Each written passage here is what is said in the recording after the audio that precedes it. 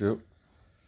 Hi, my name is Roger Lavelle from Tunestroke Adjustable Putters, and this is going to be a basic, easier way of demonstration of just adjusting your putter instead of reading through all the instructions, but the instructions are very thorough. So this is something, it's pretty basic. You simply take your putter, your new putter, okay, looks like that, and you go in. It's the first screw to be undone is in the U slot with the smaller Allen key, which is the 532, and you undo your two larger ones, which is a 316 Allen key. You put the key in and you use the long end in your hand, and it's easier to undo. Then it comes totally loose. You can't play with it. It's an unusable golf club. So now it's too loose to adjust. So you simply come back and put it in an upright position. Put the key in upright, and you feel out the pressure and tighten the screw slowly and feel out the pressure by moving it back and forth with your hand. Now she's getting nice and stiff, but see, the shaft doesn't wiggle anymore. So now you can put your putter back down on the floor and check your angle to be comfortable with, and you can adjust your grip position at the same time, okay, while it's in that state. So now say we put it down and we take a look at that and we adjust our putter. We say, okay, well, I don't like the shaft. You can put your foot on the putter a little bit and move the shaft angle.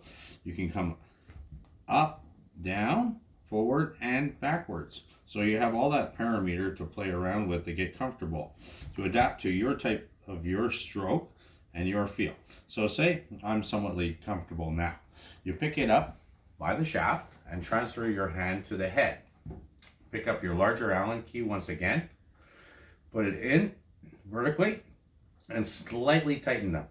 It doesn't take much pressure, honestly. Now that they're slightly tightened, you can just simply put the putter in the palm of your hand, put the key in the short end, and give it a good tightening. And it's recommended minimum of 7 foot-pounds. That's why I sell it with the 6-inch keys. And then that will give you 7 foot-pounds of torque is actually to the point that it's good and tight. Okay, you don't really need a torque wrench to calibrate 7 foot-pounds or 84 inches of torque. Now these two are completely tightened. You come in, you pick up your smaller Allen key, and you go in the back U slot. You snug up that set screw, and then you invert the key and put it back in the hole like this. And be careful not to hit the U with the key. I actually do the taping on the keys that I supply, so that you do happen to bump the U slot, it doesn't damage it. All right, and then you can come back in, you give it another good, and you give it a good tightening there. And now this putter is completely in a tightened state, and you could actually come down and push on it and test it. You can test it by hand, check your ball. Nothing's going to move. You'd actually probably break the shaft in the ball socket before you would actually disposition it. But however, for this club to be a completely conforming club to be played in tournament play, or if you register handicap games, it is mandatory that you apply glue in the porthole, for that if a screw ever was to possibly come loosen, that it could remain in its same position by retightening that you adjusted to priorly during your match or your game that you are registering in the handicap system. So we're going to get into the gluing now. Okay, that's step 6 in the instructions. So we'll put the putter down here, and this is the type of epoxy glue that I will be supplying with each product sold. It's a 5-minute epoxy, and it's mentioned in the instructions that you read the instructions completely if you're not used to using this glue. And if you are not confident about doing the gluing process by yourself, go see your golf pro, or at the golf store, a golf technician, a fitter. He will actually assist you in the process of doing the gluing. But I will do a video demonstration of it. It's quite simple. You actually take it out of the package, read the instructions, and you take off the bottom. You have to snap off the little tab. If you read the instructions, it'll tell you completely how to use it. This tube is ready to go right now. You take it out and you come in to mix your glue. You'd have a retainer so you could keep your glue. and you push down on the two plungers together, and you check to make sure you're getting equal amounts. So right now it's not exactly equal, so I'm priming it so I get the same amounts. So in the instructions it says you need a puddle approximately about a nickel of each liquid diameter. So when it sits on the cardboard that you get, like I say in the instructions, you get a little piece of cardboard that's somewhat laminated. You can come over and you get a little paddle that comes in between the plungers. Sometimes it doesn't, so you can get a toothpick, a piece of popsicle stick, something that will fit in the porthole underneath in the putter. So you mix up your glue. You've got actually only a couple minutes to do that. So in the puddle, you swirl it around with the toothpick, mix it thoroughly, the two liquids, because they're independent. It takes one's a hardener and one's the bonder of the composites of the glue to make the 5-minute epoxy, and a good swirling amount.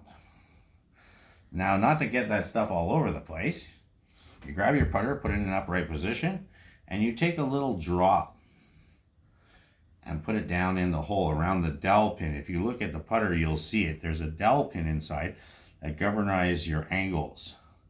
So you keep going back and forth, so you don't, like I said, you don't want to get it all over the place. And you fill it up, as I state in the instructions, like over the dowel pin's height. So you keep putting the glue in and you get around that dowel pin inside, going around, so that you're creating a completely fixed position. It's like a regular putter that's glued to the head is glued to the shaft. Well, you're gluing your shaft, anchoring it to the bottom insert. So now we've got enough glue in there. Okay. I even like to add a little bit more to be sure, and I swirl it around the pin so I get it completely all around the pin and sticking up against the walls. So now we're all done with that, and I don't even have a drop on top of the putter, so that's nice just the way that is.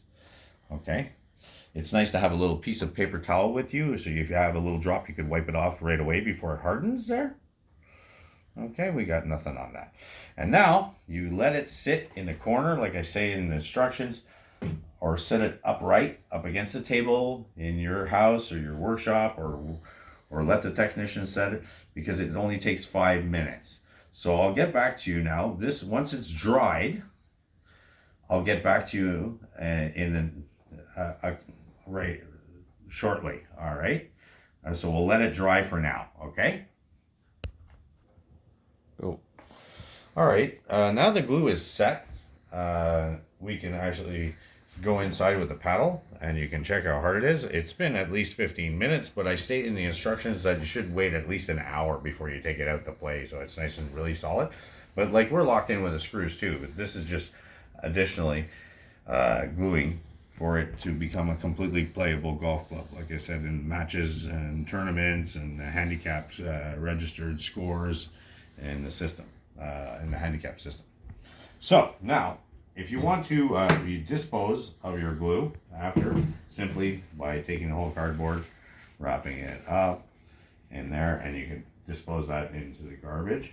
And it comes with a little cap that you can actually put on and keep your glue. And a good way to save the heat, just in case the cap comes off, we wrap a paper towel around it, and you can store it in a Ziploc bag and put it in wherever you wish that it's out of the reach of children. And you can come back in now. Here's the thing. You go out and you play a round or two like that, and you're not satisfied. Well, you can easily come back in, as I said in the beginning, loose up the first one in the back. That's the first one to be undone and the last one to be tightened in the instructions. So loosen her up. A couple turns. Don't take it out. It's not necessary. Take out the pressure. Undo the other two big ones with the larger key. Okay. Now, if you were to ever have a loose screw, okay, you have to remove the whole insert, the screws completely, to get the shaft out. All right. Okay. And you tap it on the floor. Watch your washers. Okay.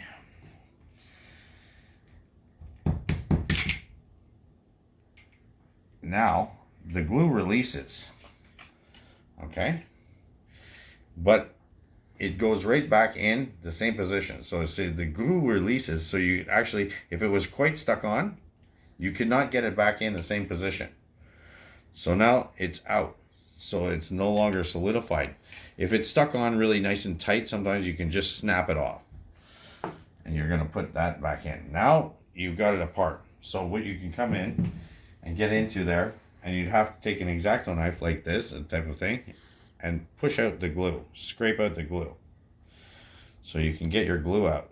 It takes a bit of time, but it comes out, and you can get it back in. You clear out the hole, okay, so you got more adjustability capabilities once again, and you can redevelop your adjustable putter all over again and change the position. This glue is still a bit sticky. That's why, because I'm trying to do a good demonstration, like a little bit faster, so it's not too long and time consuming for you to watch. But after an hour completely of letting it set, here we go, we got it out now. Okay, so we got a good chunk of it out. We put the putter back in the port, and the insert goes in one way. It follows the curvature of the putter head. So you're going to push it back in. It could never go in with the shaft in a vertical position, okay, because we have to stay away, okay, from a vertical position. You never get the insert in. So you turn the shaft 10 degrees and the insert falls right in. And you pick up your screws again, and you go through the same adjusting process as I showed you in the beginning of this video. Okay. Make sure your porthole is completely cleaned out of glue for that, to keep the golf club as a playable club after you reset. Now I'm snugging it up again, putting the screws back in. It's out of position, definitely. But now it's snugged up again. Now I can reset it and say, okay, well, I didn't like my shaft the way it was, so I took out my glue. Okay, now it's a little bit loose, so I'm just going to put a little bit more pressure. Satisfied, it's nice, good tension. I can adjust it by hand, put it back down on the carpet, and then say, well, now I want it to play a little more forward, and see how that's going to go. So you can go out on the practice putting green, actually, just by tightening up your screws, not applying your glue, but not playing a game. You're not supposed to be playing a game unless it's glue. Okay?